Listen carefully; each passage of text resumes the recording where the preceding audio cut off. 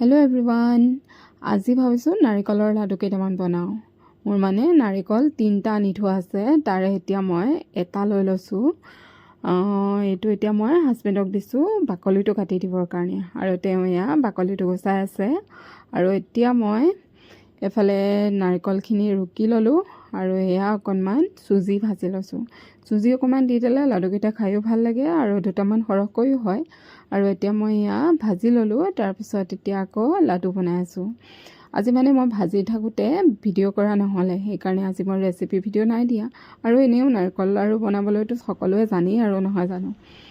আজি আকৌ মোৰ লাডুকেইটা অকণমান ৰঙচুৱা হ'ল। মানে কি হ'ল, মই ফটাফট মানে কেৰাহীখনতে ভাজিলোঁ, আৰু কেৰাহীত ভাজিলে মানে এনেকুৱাই হয় আৰু ৰঙচুৱা হয়। সেইকাৰণে যদি বগা বগা ধুনীয়া লাডু বনাব বিচাৰে তেন্তে বগা চাফা কেৰাহীত নহ'লে কুকাৰত ভাজিব পাৰে। সকলোৱে জানেই চাগে, তথাপিও কৈ দিছোঁ আৰু মোৰ বাৰু আজি এনেকুৱা হ'ল, একো নাই আৰু ঘৰতে খাবৰ কাৰণে এইখিনি মই লাডু বনাই হৈ গ'ল। আৰু আজিৰ ভিডিঅ'টোত ইমানেই।